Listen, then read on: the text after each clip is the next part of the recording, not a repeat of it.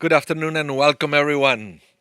Welcome to Trolleheim with your host, Rabbi Anibal. I'm very happy to be here studying with all of you this week's Parsha. Fascinating story of our patriarchs and matriarchs. So I love studying Torah. Welcome, Amparo. Welcome to the class as well. Welcome, David. Welcome, Brenda. And let's see who else is there. I see more numbers on my screen. Just a reminder, we are streaming on three different platforms. We're streaming on YouTube, the Shari Zedek Facebook, and my own private Facebook. So there are people from different backgrounds at least of my life, attending this virtual class. Welcome, Judy. Great to see your name here. Welcome. I want to give a few more minutes for people to say hello and for more people to connect. Leon Pinkovich is here. You say, see you soon. Okay, I guess you're coming to the building. It's interesting day today because after this class I have a tour. I have to give a tour of the synagogue. There is a Mennonite school that is coming here. Hello, Scout. Welcome to the class. Tell us more about you. Where you're connecting, and we all like to know about each other here in this class. And so don't be surprised if other people start chatting with you in the chat. It's yeah. So I said after this class I have to give a tour to a Mennonite high school. They used to come every year, but then with COVID, it kind of stopped, and then it wasn't the same going to Temple Shalom here from Winnipeg. Okay, welcome. Temple Shalom wasn't the same for them to go, or sometimes we used to operate just at the campus that wasn't a synagogue for them, so we couldn't make it happen. And before that, we had all the COVID restrictions, and they didn't want to do it online, so we finally have the opportunity to welcome our friends from the Mennonite Collegiate to come back. Okay, Scout, you're at Temple Shalom. Okay. Very nice. I hope you will like the class. We're going to study this week's Parsha Vayetze. Parsha Vayetze. And it's interesting because the Parsha start with the words Vayetze, and that's Jacob left. Okay? He left and went to the land of Haran. Uh, it, it's a very polite way to open the story because it's not that he left. He was actually urged to leave. Let's put it that way. I want to say he wasn't kicked out of the house, but he was strongly suggested that if he wanted to stay alive, he should leave, right? He should run away. That should be the opening. And Jacob ran away. Instead, it started with the word, and Jacob left, which is very soft. It's a very soft beginning compared with what was really happening in the background, right? Remember the story? He cheated Esav, his brother, his twin brother, not once but twice. The first time he stole the firstborn rights, and the second time he stole the blessing. And here there is a confusion, and let me tell you all because I heard this many times. Okay, I heard this many times that some people said no, Jacob didn't cheat twice. It was only once because after the first time he cheated Esav, he bought all the first right privileges, right? So when he showed up to receive the first right blessing, it's not cheating anybody. He actually bought that, even if the deal was kind of an unfair deal, it was still a deal where back in the day, Esav accepted the terms and conditions of the transaction. You give me your first right, I will give you a plate of food. And Esav said, yes, I'm starving. So deal.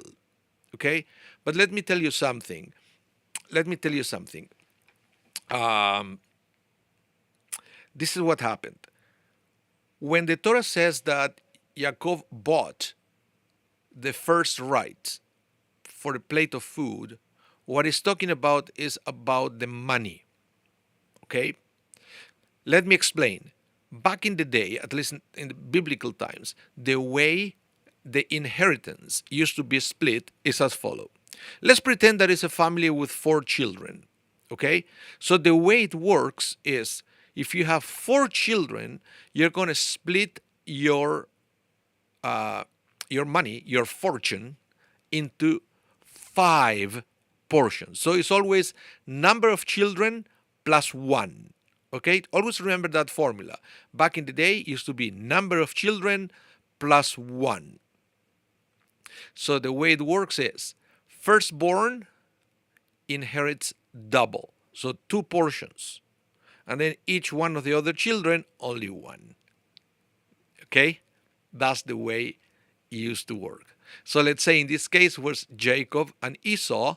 So Isaac, the father, will have to divide all his fortune into 3 portions.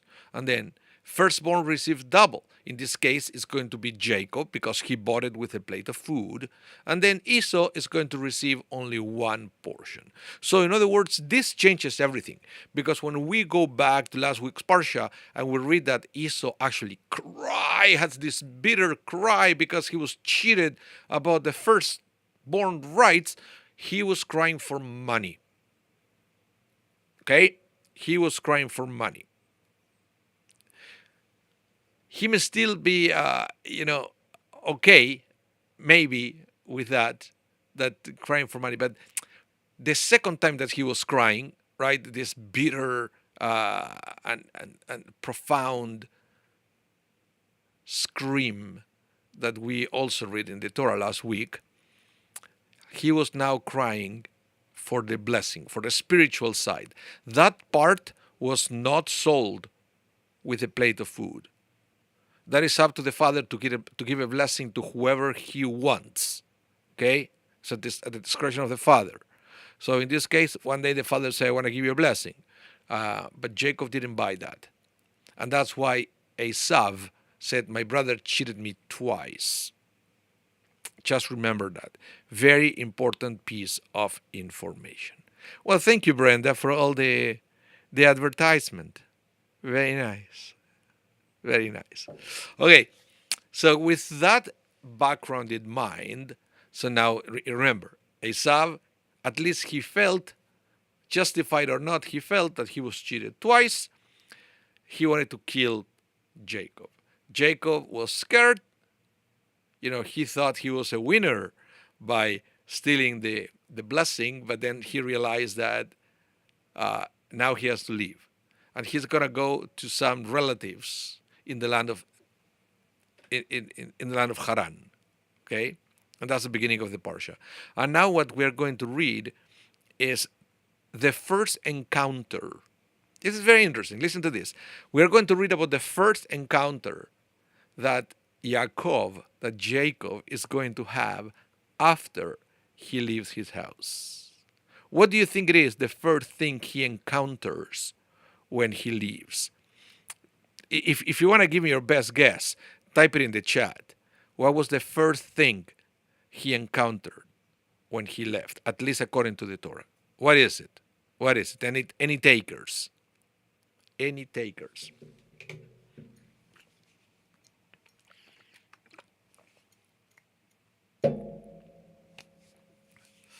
Okay, I'm going to show you the text because the right answer is it's not clear. Even though the Torah mentions something, the right answer is not clear. Look at this. I'm going to bring the text from the Torah. This is the book of Genesis, chapter 28, verse 11. It says that we are missing a verse here. It's going to come later in the class, but I wanted to create the context for that first by talking about the first thing. Okay, he left, and it says, "Vayifga bamakom." Okay, Vayifga bamakom, and it's translated here. He came upon a certain place.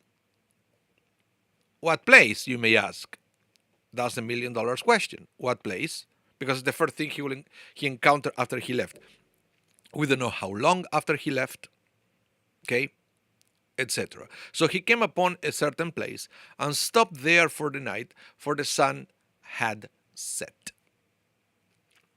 Taking one of the stones of that place, he put it under his head and lay down in that place. So let's see this because this is very important. You see the word makom, that is to say, Vayifga bamakom, and even if you don't know Hebrew, okay, just look at it as a graphic, okay?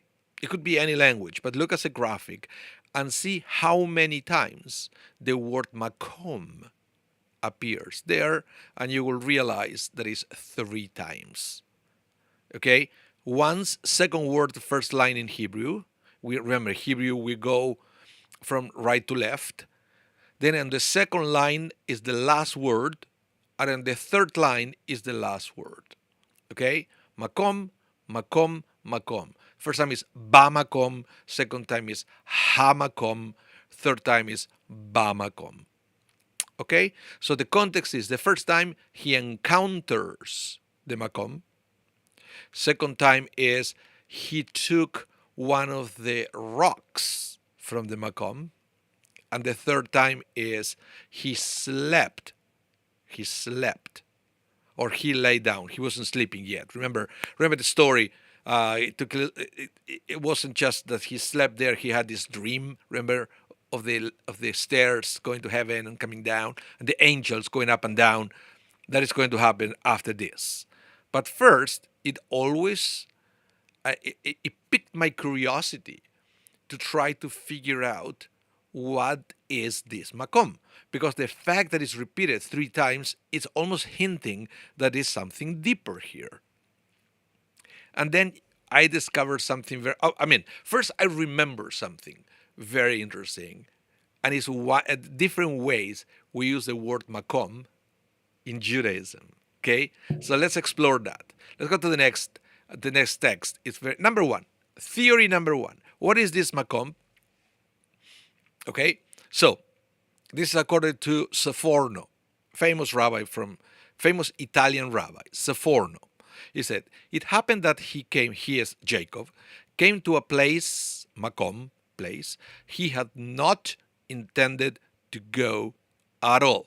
So, in other words, you know that it's the place.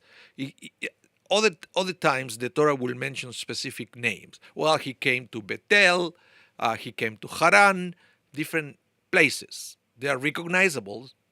They have a name, so the name is used in the Torah. But think about your own life. When you said, somebody asked, where did you go? I don't know. That place. I don't know the name. It was just a place. Makom. That is one theory. That's what makom is. Jacob wasn't even sure what that was. Jacob didn't know the name. Makom, place. So it happened that he came to a place he had not intended to go at all. The meaning of the word makom is that it was a place designed to accommodate travelers overnight. Every town has such an inn in its public squares. This is also why the angels who came to Lot, but you have to go back in the Torah, to Lot said, we will sleep in the inn in the public square. Okay? The same expression is also used in connection with the Levite's concubine in Judges 19:20, where we read, only do not spend the night in the public inn. So, think about this. Jacob was going to Haran. Okay? It wasn't a one-day trip. It was probably a multiple-day trips, at least a couple of days trip. And then he has to spend the night somewhere. And it looks like it was this place in the way there that the locals used to call the place. It's not a city. It's the place where people would get together and sleep there. Why it was so important to get together? Because basically they were all protecting each other. You don't know the place. You need some kind of arrangement with other people to be safe. Okay, so this is theory number one. But then when you take the theory, then the second usage of the word makom, he took the rocks from the place. We are talking about physical rocks that they were in that place for people to sleep. Okay, and he slept at the makom, at that place. It makes sense. So this is theory number one. Let's go to theory number two. This is another interesting thing. This is from Rashi. Rashi would says this is all the opposite. It's not that Jacob didn't know the place, but he knew it very well. So basically, Rashi would says Scripture does not mention which place, but by writing ba makom, at the place, it refers to a place mentioned already in other passage. In other words, Mount Moriah, according to Rashi, of which it is stated, on the third day Abraham looked up and saw the place from afar. So in other words, it looks like this dream that Jacob had didn't happen the first night, right? Because it took Abraham 3 days to go there. So we may suspect that it took 3 days to Jacob to go there. But the place, the fact that the Torah mentioned Bamakom means that it's a significant place that it was mentioned before, which is also common use of language in English. Yeah, right. You don't need to mention the name of the place every single time you use it in a sentence, as far as it's clear that every time you said there, right, that place, it refers to the last place you mentioned before by name. That is Rashi's theory. Amparo, let's see what you say. Let's see. Let me read here. You said Jacob saw angels climbing and descending from heaven to earth, specially placed, laid their head in the stone and altar and monument that will be made the house of God. Yeah, eventually, that is after. That is after. It does happen that. It does happen. When Jacob wakes up in the morning, he learned a lot of things over that night. Lots of theological things, and it was like kind of the realization that that place where he slept is going to eventually become the house of God. Yeah, very good. And let's continue now. Let's with number 3, according to the Midrash. This is Midrash Rabbah, my favorite, by the way. My favorite to understand this. Rabbi Huna said in the name of Rabbi Ami, why do the sages occasionally use a substitute for the name of the Holy One, so the name of God, blessed is He, calling Him Makom, literally the place. Why? Because He is the place of the world, but His world is not His place. So, in other words, this is why this is one of my favorite things. Makom, and this is true, and I will give you an example in a minute. Makom is one of the names of God that we use in Judaism. Right? We use different names of God in different situations to quickly identify certain God's, how can I say, attributes. Okay?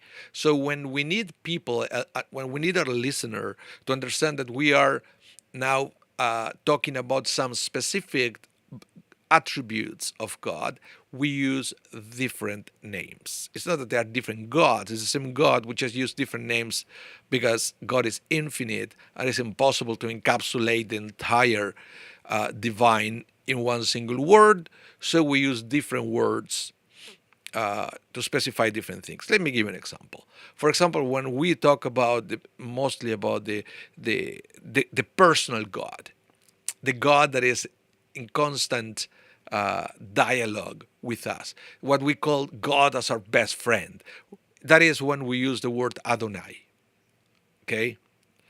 There is another name of God that is Elohim. Elohim, that is what some people will call an impersonal God. That is God as a macro manager, the universal God, the God controlling the universe. It's not that it's a different God, but it's just different qualities of God. One is close, one is more distant. Again, from our perception, right? We're always talking about our perception. And then one of the names of God is Makom. When do we use this name of God? And this is why some people are familiar with this name, Makom. We use this name after a funeral. If you ever been to a Jewish funeral, you will, well, maybe now you can pay attention. Next time you go to a Jewish funeral, the rabbi will say to the family, Hamakom yenachem etchem. May God comfort you. But the word we use for God is Makom. So Makom, the place, is one of the names of God. So this is not a minor thing, because now, let me explain what I'm talking about here. I'm going to go back to the first, right? To the first text. Baif Gava Makom. So it means that the first thing Jacob encountered after he left was God. Okay? Do you understand what I'm going? Do you understand where I'm going here? I'm trying to, or I will encourage you to do the same. Use your imagination, trying to be Jacob after all the mistakes you made in your life. Okay? Some were your own, like cheating your brother for a plate of food. That was your own creation. And then some other was because your mother pushed you to do it.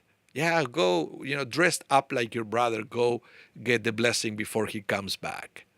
But still a mistake from Jacob, and who knows what else. How will you feel about your relationship with God? On top of that, you have to leave your place, go into another land. Chances are, because of the reality of those days where people believe in multiple gods, and they actually also believe that different lands were ruled by different gods.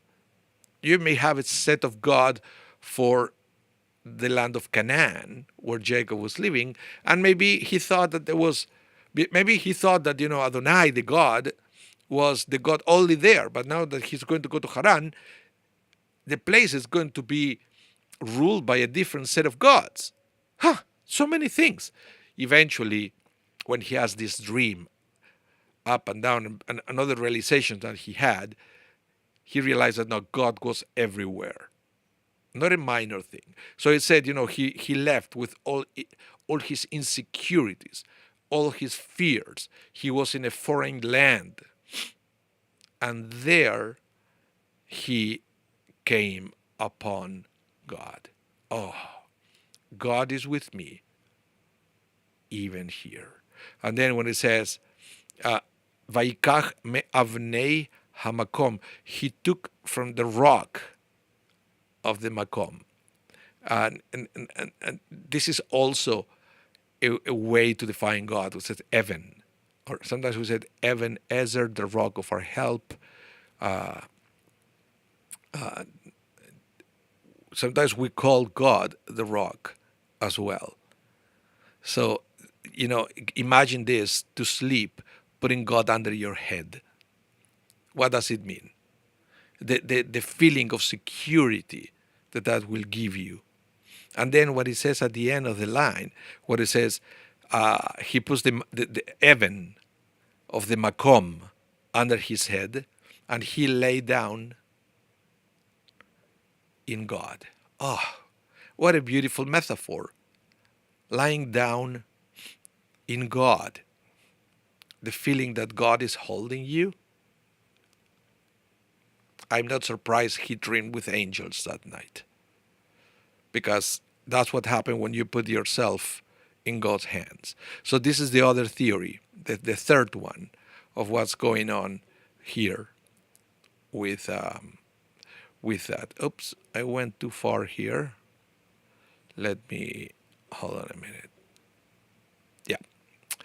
Okay, so let's talk a little bit more about the word makom. This is a fascinating thing. If you have any questions or any comment, please use the chat to let me know. Once in a while, I stop reading my text and I look at the chat to see what you guys are saying, okay? So, this is the opinion of Rabbi Joseph Albo. I believe he was from Spain. Brilliant rabbi. Brilliant rabbi. He said, the word makom, place, can be seen as phonetically related to mekayem, one who sustains.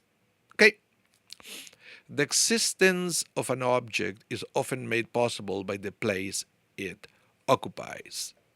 So I'm mentioning this because what happened now is how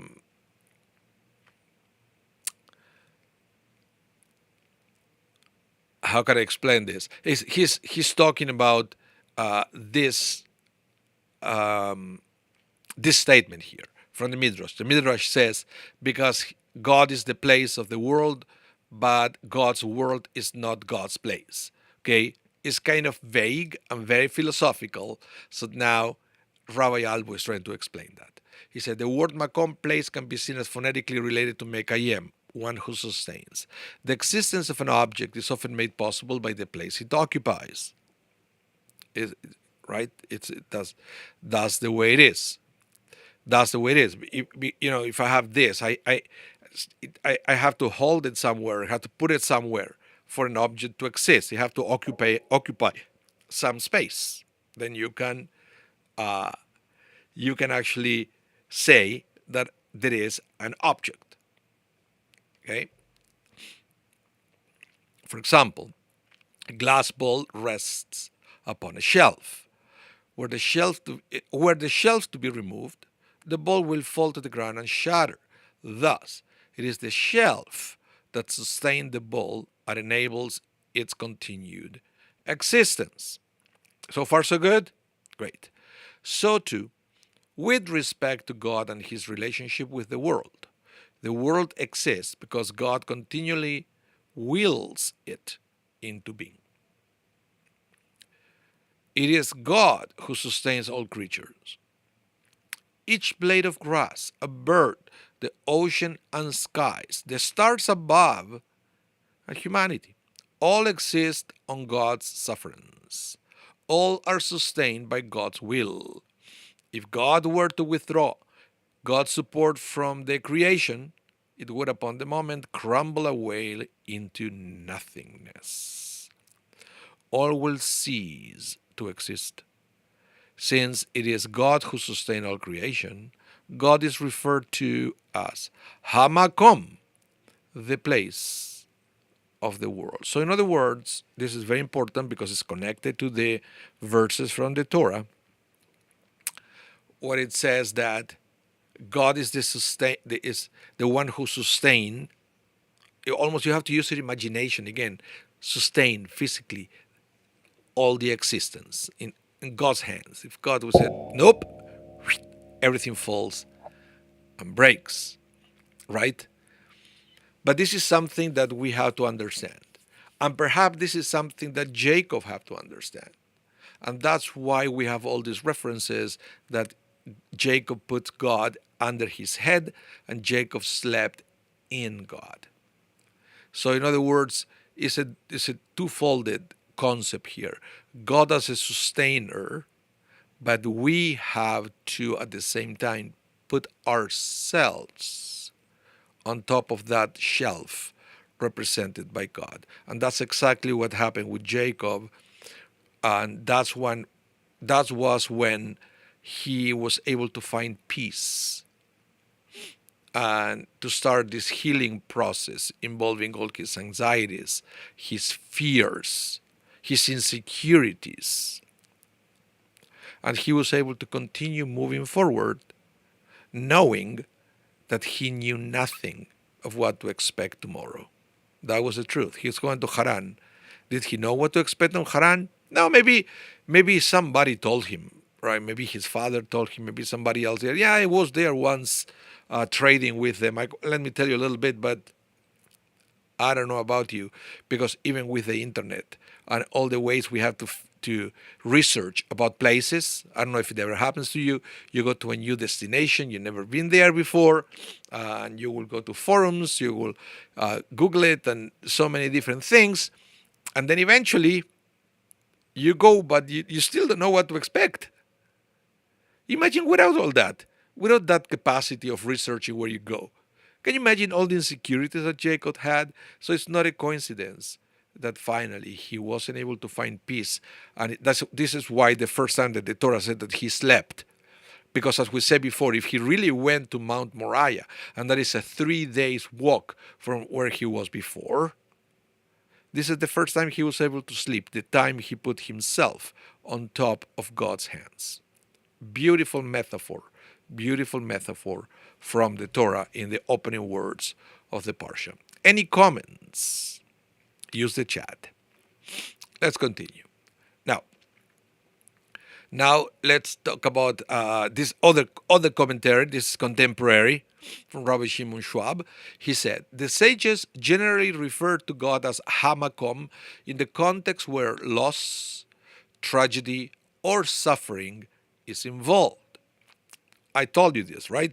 Thus, we find with regard to those who have sustained a financial loss, Hamakom imale chesroncha. May the place replace your loss. And with regard to comforting the mourners, Hamakom yinachem etchem, may the place comfort you. And with regard to encouraging the sick, Hamakom yerachem alecha, may the place have mercy upon you. The reason is that in times of distress, there is a tendency to wonder how this could happen, and on some level, perhaps even to question where God is involved. At such times, we remind the sufferer that God is the place of the world. Nothing at all exists or happens without God. We are and we will be sustained by God alone. It is God who will comfort and restore, but only if you put yourselves in God's hands. And that's what I will say, when somebody had a financial loss, or lost the life or of a loved one, or somebody's sick, those are the moments that sometimes we need a gentle reminder to now more than ever put yourself or entrust yourself on God's hands. Just like Jacob at that time, that he didn't know what to do. Thank you, Amparo. Let's continue. Now, what I want to do is to go back to the beginning of the Parsha. This is the verse before. This is the verse before he encountered the Makom. Okay, these are the opening words of the Parsha. If you come to synagogue and your synagogue reads the full Parsha, these are going to be the words that you're going to hear at the Torah reading. Or if you came, for example, for Daily Minyan, Monday and Thursday morning, this was part of the Rishon, the first Aliyah. I said, Vayetze Yaakov mi Beersheva, Vayelech Harana. Okay? So Jacob departed from Beersheba and went towards Haran. Remember, it's not that he left, he was strongly invited to leave the house to protect his life. Now, again, and then after that, Vayifgava Makom, and we read that. This is the next verse, when he found the Makom. So let's try to understand now more about not just the Makom, but I want to talk to you probably now until the end of the class about the journey itself. Jacob's journey from Canaan to Haran. Okay, because there are many, a lot has been written about this journey, about how difficult it was, and eventually how rewarding it was. Can you imagine? I always try to compare all these stories with life, with real life. Can you imagine if Jacob would decide to give up the first time he got a setback in all this story? We wouldn't exist as a nation. We exist as a nation because we are Bnei Israel. And Jacob didn't receive the name Israel until the end of the journey. So lots of things has to happen before he was ready to wrestle with God and to receive the powerful name of Israel.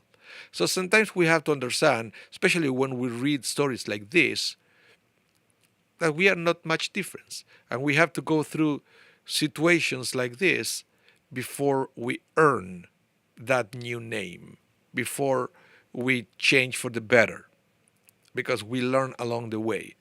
Sometimes I'm a believer of that. The faster you learn it, the shorter the challenging phases are going to be. Okay? And in these days, we have different ways to learn. And I know the most common way to learn is by mistakes. You make a mistake, you learn from your mistakes. Mazal tov, move forward. The other way is to learn by somebody else who already made the mistake. Maybe the person is willing to teach you how not to make that mistakes. Sometimes we call them teachers, mentors. They have different names. Okay, I like to call it mentor because I keep it consistent with the letter M, mistakes and mentors, right? But you know what I mean. Somebody who already made a mistake. And that should be the way we all should learn as much as possible because it's faster. I'd rather learn from your mistakes than mine. But that means that we should pay attention of what's going on around. We should be able to listen to anyone who is willing to give us advice. We fail big time at that. We are very bad at listening to people. Okay, let's read about the journey. Rabbi Pinchas, in the name of Rabbi Huna Bar Papa, began his discourse on the verse with the following exposition. So basically, this is Midrash Rabbah, and I have to tell you that one of the signatures of Midrash Rabbah is the rabbis will never go and explain the verse directly. They always like to take a minute or two to connect the verse with other part of Scripture. Could be from the Psalms, could be from the Proverbs, could be from the prophets.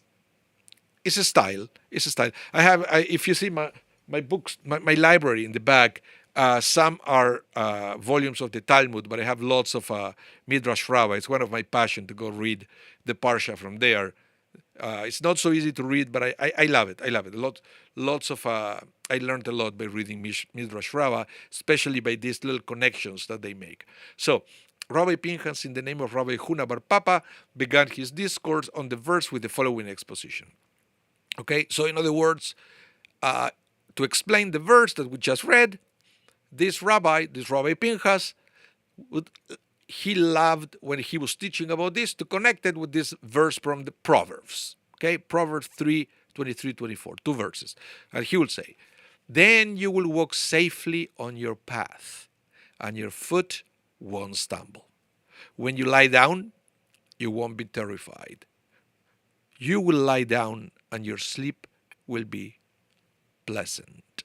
So, what he is saying here, listen how fascinating this is. He's hinting that these two verses from Proverbs were inspired by the life of Jacob, by the journey of Jacob from Canaan to Haran. Listen, this is what Rabbi Pinchas will say. Then you will walk safely in your path.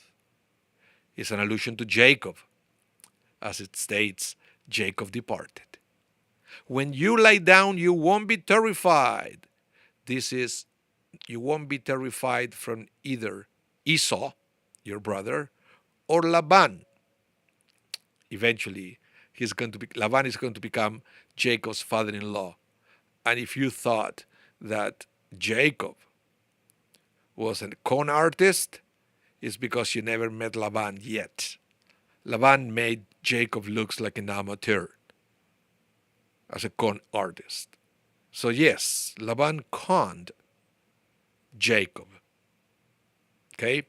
So basically it says, you will lay down and your sleep will be pleasant. Refers to Jacob, of whom it states, and he lay down in that place. Beautiful. So, in other words, this is what happens when you put yourself in God's hand. You will walk safely on your path, and your foot won't stumble. When you lie down, you won't be terrified. You will lie down, and your sleep will be pleasant. Beautiful way to understand Jacob's journey in those words. Okay, but now let's continue with the opinion of another rabbi. He will say, although Scripture states merely that Jacob departed, remember we talked about this at the beginning of the class. In truth, he was fleeing for his life. The Midrash teaches that even so, Jacob walked securely in the knowledge that God will not allow his enemies to harm him. Jacob was confident of divine protection against his enemy and so had no cause for fear. While he had not even met his future father-in-law Laban, Jacob had heard enough about his deceitful reputation that there would have been grounds for apprehension. Okay, and this is the other thing. We have to be careful sometimes what we tell to other people, right? Because sometimes we don't realize that we are feeding their anxiety or their fears. And the other thing that is interesting here, it is implied that it is okay to be afraid.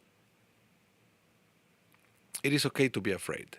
It's very difficult to control your feelings at all, right? It's very difficult. So fear, anxiety, depression eventually will hit. I believe all this text, the way we study Torah, is to give us tools how to cope and how to deal with those feelings, when those feelings come. So, in this case, it's not a problem to be afraid. The problem is to stay afraid. So it's like God is asking you, what are you doing to deal with your fears? What are you doing to deal with your anxiety?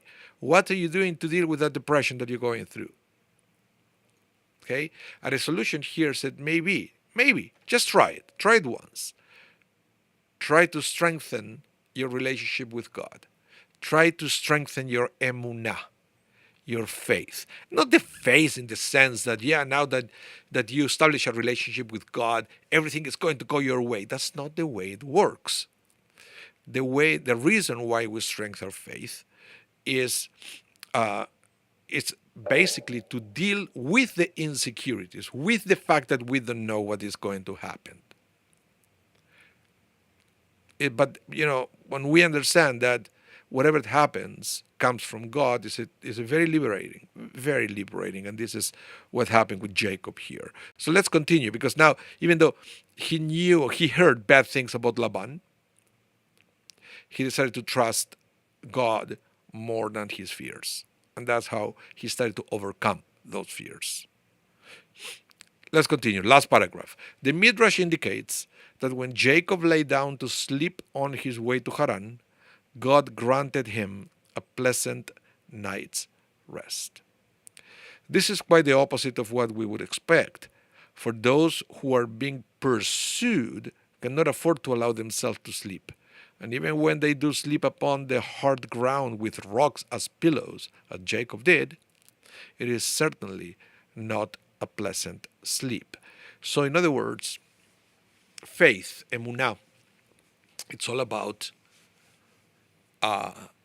coming to the realizations that you cannot, or you shouldn't, you cannot allow fear to the unknown to take over your life. Because if there is only one thing that we know for sure, is that we don't know what is going to happen next. Even if we think we know.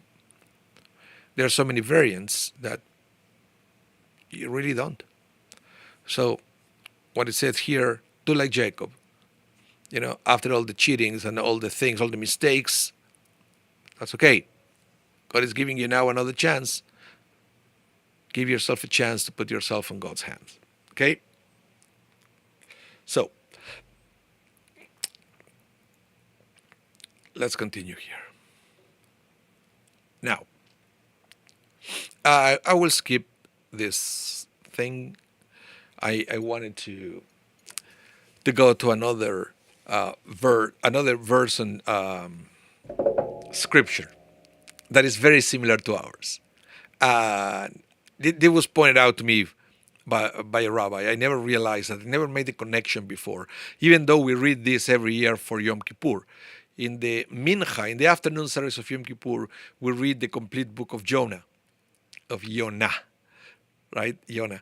And then remember what happened with God said to Jonah, go to Nineveh and preach to them so they will repent.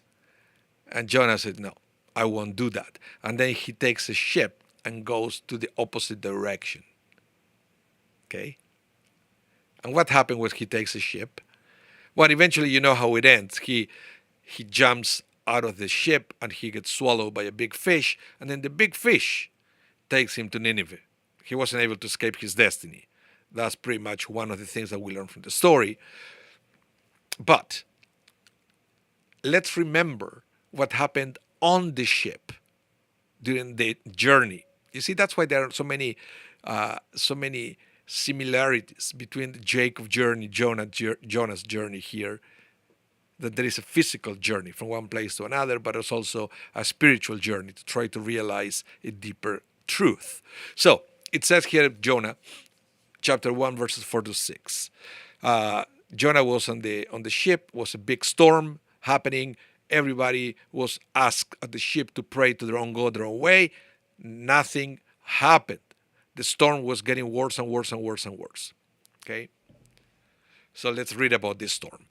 God cast a mighty wind upon the sea, and such a great tempest came upon the sea that the ship was in danger of breaking up. Terrible. In their fright, the sailors cried out, each to his own God, and they flung the ship's cargo overboard to make it lighter for them. So they started to throw things away. Maybe they were thinking, if we make the ship lighter, we have a better chance to pass the storm. Jonah, meanwhile, had gone down into the hold of the vessel, where he lay down and fell asleep. The captain went over to him and cried out, how can you be sleeping so soundly? Up, call upon your God. Perhaps your God will be kind to us, and we will not perish. The question is, how was Jonah able to sleep? Because there is something that we forget about Jonah. We think that Jonah escaped from going to Nineveh because he was afraid of going to Nineveh. He wasn't afraid of going to Nineveh. And I will give you a little spoiler if you don't want to wait until next Yom Kippur to listen to the whole story. What happened is Jonah didn't want to go to Nineveh because he already knew the outcome. He already knew that those sinners of Nineveh will repent and they will be spared from death. And Jonah didn't like that. But Jonah had a profound faith in God to the point that he was able to sleep during the storm. He trusted God. He said, look, what can I do? There is a storm. Okay? I cannot stop the storm.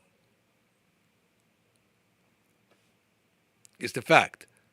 Am I going to, even if I cry or whatever, I better go sleep. Maybe if the storm passes, I will refresh for whatever we go. If it doesn't, I will die in my sleep. So Jonah was a man of faith, but the problem is he didn't want Nineveh to be spared. And there is a dialogue between Jonah and God about that at the end of the book. Okay, but yes, there are lots of similarities between Jonah and Jacob. Now, there is another text from Midrash Rabbah. By now you know. When you read Midrash Rabbah, you always read a little bit of scripture before we go into the explanation of the verse. So now Rabbi Shmuel bar Nachman began his discourse with the following exposition, with the following verse. This is from Psalms 121:1. He said, a song to the ascents. I rise my eyes to the mountains. Where will my help come from? My help comes from God. You can probably really see the connection, right, between Jacob's mindset at that point and this verse here. Fears, anxiety, depression, so many things going on inside, and then all of a sudden, I raise my eyes to the mountains. Why should I be afraid? If there is a solution will come from God. So let's continue with the midrash. So this was spoken by Jacob, okay, who meant I rise my side to my mentors. Okay, this is beautiful because in the Hebrew said Shir Ma'alot Esaenai El Heharim. El Heharim is to the mountains. You know how you say mountain in Hebrew? Har. Har. So Harim, mountains, plural. But here, Rabbi Shmuel Bar Nachman, he decides not to read to the mountains, but to read to my mentors. Ha-horim. Horim is also my parents, mentors, parents, teachers in the context. This is what I mentioned before. When you want to learn about uh, about about things, you can go through the mistakes of the experience and they learn from it, or you can trust your mentors to learn from their mistakes. So it's not the first time in history that somebody will have a crisis of faith. So you can you can try to navigate that by yourself, or you can trust on what you were told by your mentors on how to deal with these situations. Okay? So, again, this was spoken by Jacob, who meant I raise my eyes to my mentors, my teachers, to my instructions in serving God. Jacob continued, where will my help come from? Okay, but now, what is help? What is help in this context? Oh, this is beautiful, Midrash. He said, well, we can actually understand that help means wife. Where will my wife come from? So help. Wife. What? Well, listen to this. When Eliezer went to bring Rebekah as a wife for Isaac, remember Abraham sent Eliezer to bring Rebekah. It is what is written concerning him. Then the servant took 10 camels from his master's camels and set out with all the bounty of his master in his hand. But I have with me not a single nose ring or bracelet. So basically, what it say here is he went for a wife. So Jacob, it looks like one of the missions of Jacob going to Haran was to get married there. Okay, but part of his anxiety was, well, last time somebody went to Haran to get a wife. That was, Rebecca, my mother, and Isaac sent Eliezer to get somebody to marry Isaac. But back then, Abraham sent Eliezer with money to give in exchange for a wife. But I have nothing.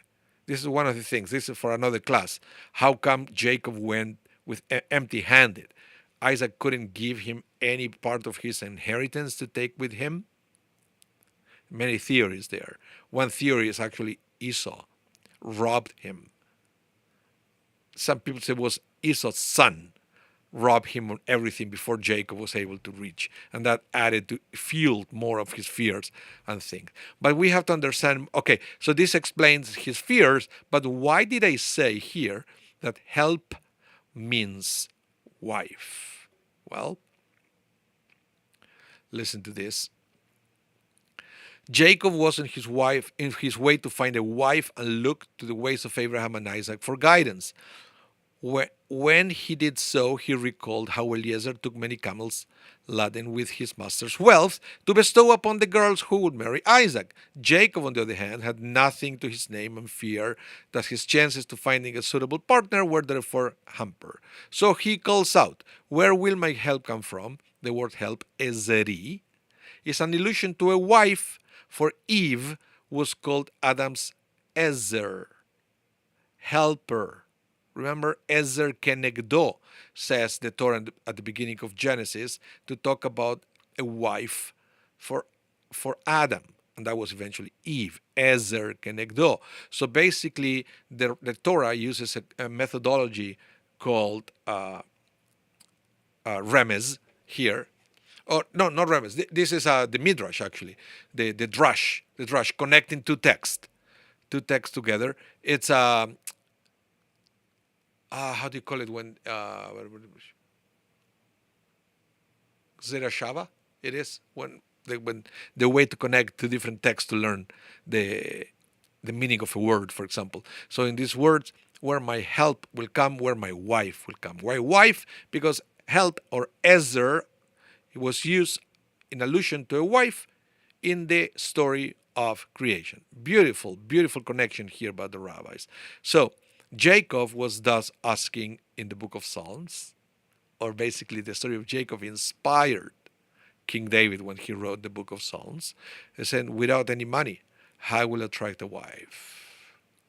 In other words, even at that time, he realized there is nothing I can do about it.